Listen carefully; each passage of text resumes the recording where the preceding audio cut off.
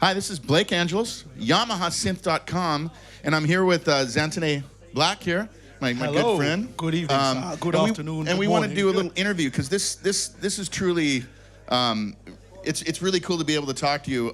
So Xan and I actually met over the phone first, and we started talking, and I was like, wow, this guy's really cool. He's got a lot of really interesting stories and stuff. So I just want to ask you, what is your musical background? So, firstly, thanks for having me here. Absolutely. I was born in Lagos, Nigeria, so the beginning of my musical journey was playing percussion in church. And I never had any kind of aspiration to be a musician. It was just what, as a 4-year-old, I saw what I considered to be the cool guys doing. And of course, as a 4-year-old, you want to do what the cool guys are doing. So I started off with things like congas, bongos, cowbells, all that kind of stuff. And just to keep it brief, I came to England when I was 9, and I stopped music cold because it was never something I looked at as I say, as like some kind of career. And until about 18, I didn't do anything much. I played drum, I played kit a little bit. But cut a long story short, started singing. A friend of mine at school heard my voice. He said he should start singing. And at about 23, 24, I started playing keys, playing piano, because I didn't want to have to rely on other people to play for me or help me write harmony when I was writing songs. So I've been very much self-taught, but no man's an island. I've stolen many ideas and many concepts from people, including yourself. Well, I've been here, man. And that's been my evolution. The Amy thing was amazing working with Amy Winehouse. And we'll get to that in a bit. But awesome. I mean, it's been an evolution. Yeah. Well, who are some of your influences? Well, oh God, let me think about it.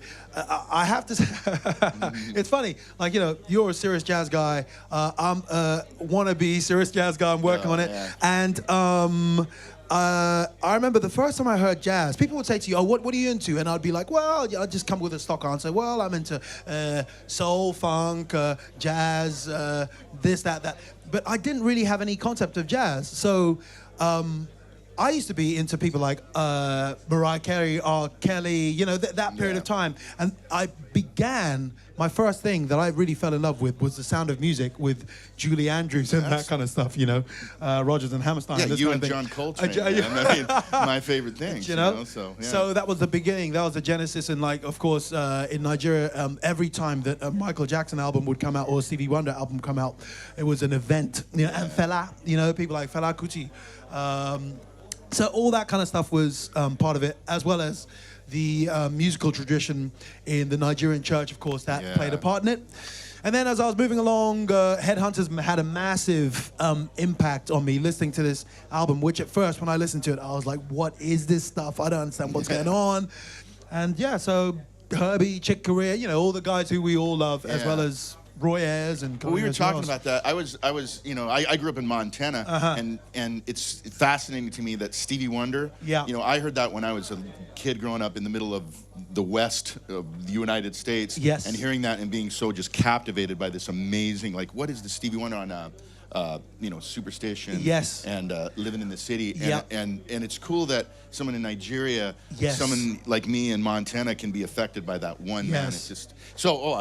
We could go on about. So I have a. So what was it like working with Amy Winehouse? Yeah, I mean, it was amazing. It was like. It's like life. There are good parts of it, there are not so good parts of it. But I mean, the blessings that I had of doing that is, I really do sincerely believe that if I hadn't done the stuff with Amy, maybe I would have still have gone on and done things which were very visible.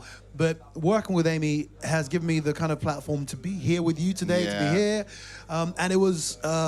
I think one of the things that I'd like people to know about Amy is that she had a lot of courage. I mean, there's a lot of stuff put in the media and in the general consciousness about the challenges and the personal demons that Amy had.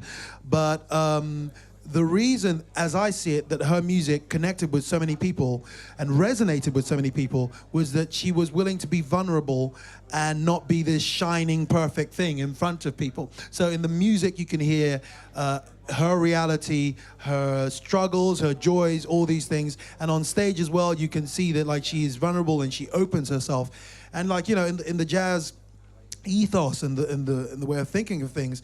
It's not to go on stage and do everything note perfect. It's about taking chances. It's about being in the moment. It's about, you know, how do you recover from things? How do you turn poison to medicine? You know, how can you turn things around? So these things were amazing about Amy. And we traveled, we played Lollapalooza, we played Glastonbury, you know, we played all these things, and that was wonderful as well. So, I mean, all in all, I have to say it was a good experience, and I'm very grateful for it. Yeah. Wow, that's amazing. So, you know, yesterday we were sitting and hanging out, and you played me some of the music that you've been working on. I was like checking that out through the headphones, and like, man, and I felt better after this, especially being so tired. I was like, wow, that's great, man. So, what musical project are you working on right now? So basically, I've released 2 solo albums already, and I've just finished the recording of my 3rd album. Yeah. So now I'm at the mixing stage.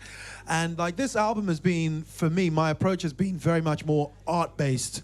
So by that I mean, you know, there's always whether you try and banish it or not, there's always this corner of your mind that's got the commercial concept in your mind of, okay, how can I make this something which a lot of people will enjoy, and make it a success and make it, you know, widely enjoyed.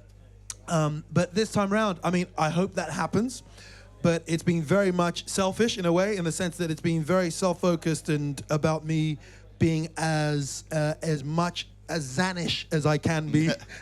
That's you know, and like really, just being as you know, like, so like really going into what I love, and I hope that other people can also find things that an affinity for it and resonates with it. But yeah, so I've got the 3rd album, and that will be released later on this year. So that's great. That's great. Well, I'll tell you, I'm gonna be the shameless plug for this man. He's a beautiful person, and I listened to the record. And so if you want to know more about Xantoné, just Google his name and check it out. There's a lot of videos already up there of his previous work, and there's going to be more to come. And I just, man, it's been just a pleasure meeting you and hanging out with you. And so, once again, back at you, man. Back absolutely. At you. So, once again, this is Blake Angelos. Xantoné Blacq. Yeah, and for YamahaSynth.com. Thanks a lot. See you guys. Yeah. Cool. That was good.